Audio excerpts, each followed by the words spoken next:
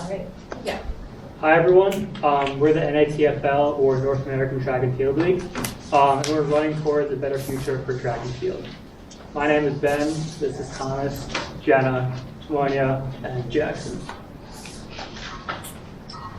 So statistically, track and field is one of the most popular sports in the United States. In 2019 alone, over 1 million high school athletes joined track and field. In college, there's also a high level of competition, but once these athletes graduate college, there's very little professional opportunities for them. This also leads to a lack of access to entertainment for fans. For example, other than the Olympics and World Track Championships, there's very few events for these fans to watch, leaving a void in a sport that so many enjoy playing and watching. So ideally, we imagine that the entertainment needs of track and field fans are satisfied, meaning that we have increased number of events and leagues that they can follow. Also, we want to see increased professional avenues for these track and field athletes to continue playing the sports that they enjoy. So, introducing the North American Track and Field League, we provide high-level entertainment to fans and professional opportunities to athletes. So for fans, we offer local teams so their local communities can go and watch them, and live streaming. And for our athletes, we offer professional like careers, competitive salaries, media exposure, and networking opportunities.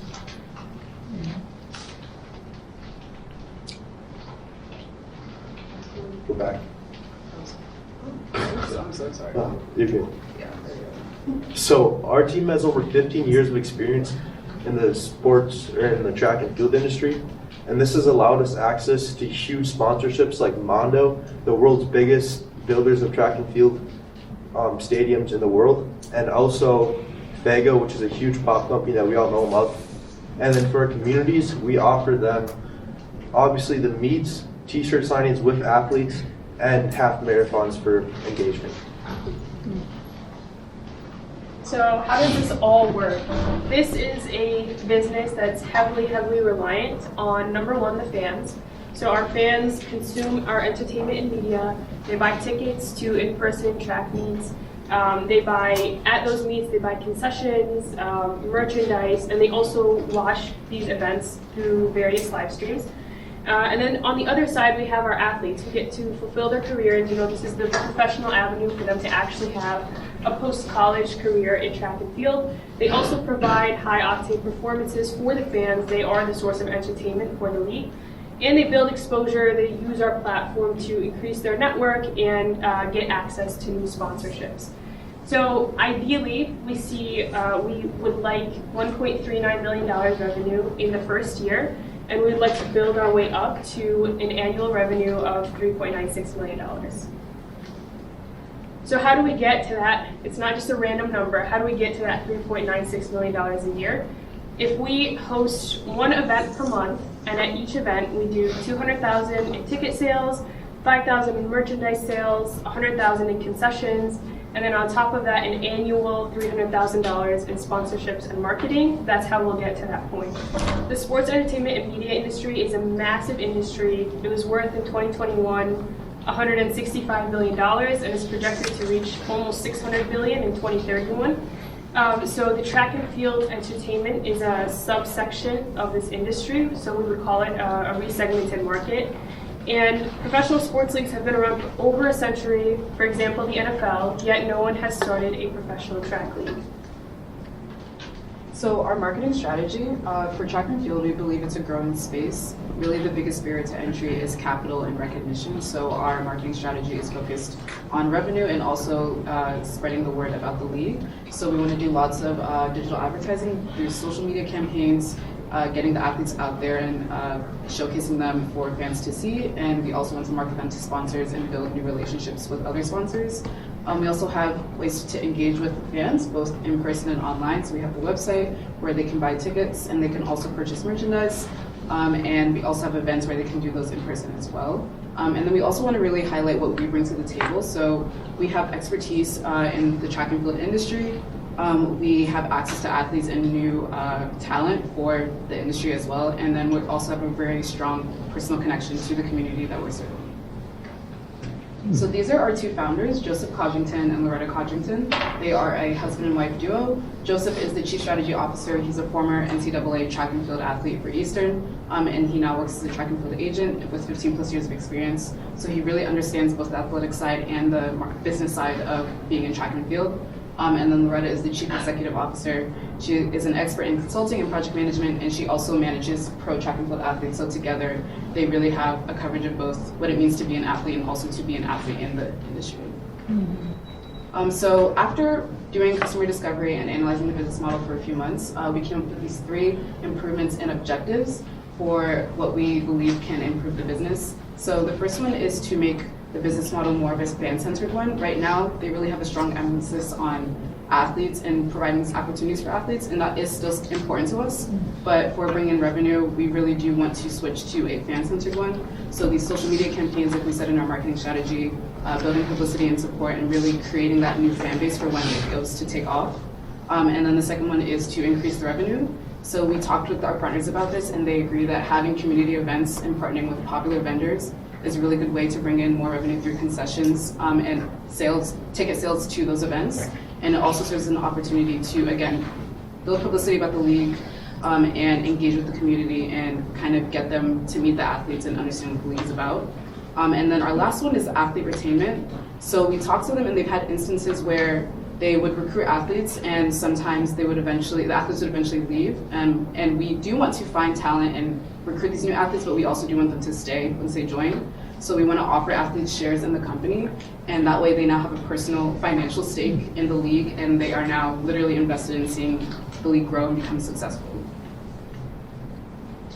Yeah, so now kind of moving into what we learned through our customer discovery interviews and kind of as we work through this process and what helped us to get to some of our improvements. So first, through customer discovery interviews, we did indeed validate that there was a huge interest in track and field events. A lot of people we talked to spoke very highly of the track and field events and how they loved watching them during the Olympics. It's one of their favorite events, and that they would be interested in attending track and field events in the future. However, currently there is a lack of entertainment options in this field. Number 2, advertising and marketing do have a direct correlation on attendance. So you look at some of the bigger leagues like the NFL and the NBA, they have a lot of marketing in the face of the consumers. They're leveraging some of their star athletes, and that's really kind of driving people to come to events. Then also, there's a current lack of professional opportunities for athletes. So as we talked about, currently there's not really anywhere for college track and field runners to go in terms of leagues.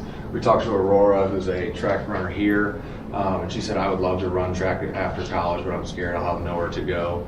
And that was kind of the sentiment that we got from a lot of the athletes that we spoke to. Then also athletes looking for a league would need both physical and professional support from the league. So that would be helping set up training sessions, events, obviously, but then also help with branding and marketing in some areas of that. And so highlighting some of the things that we changed based on this. The first being changing the primary revenue source to come from events rather than sponsors. Obviously, in the early stages of a business, sponsors are extremely important in bringing in some money. However, really bringing in more revenue from the events and kind of becoming a more self-sustaining business. We found in our research that minor league baseball games bring in a few $100,000 of revenue. So kind of getting back to that and really bringing in money from the events. Then also prioritizing marketing, really getting the word out there to bring people to the league. So then kind of looking at what's next for the league.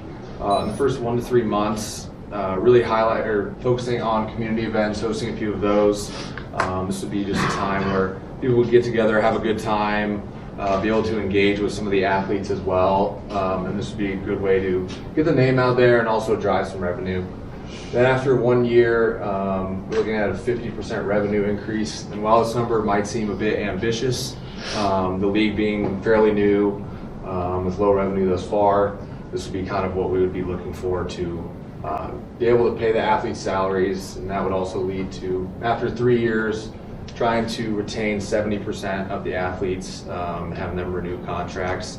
This would be a great number to kind of get a good base of athletes and a good group of athletes to focus on. Yeah, so I just want to say thank you to our partners, the Codringtons, with all their help throughout this process, and Professor Tarver, and thank you all for listening.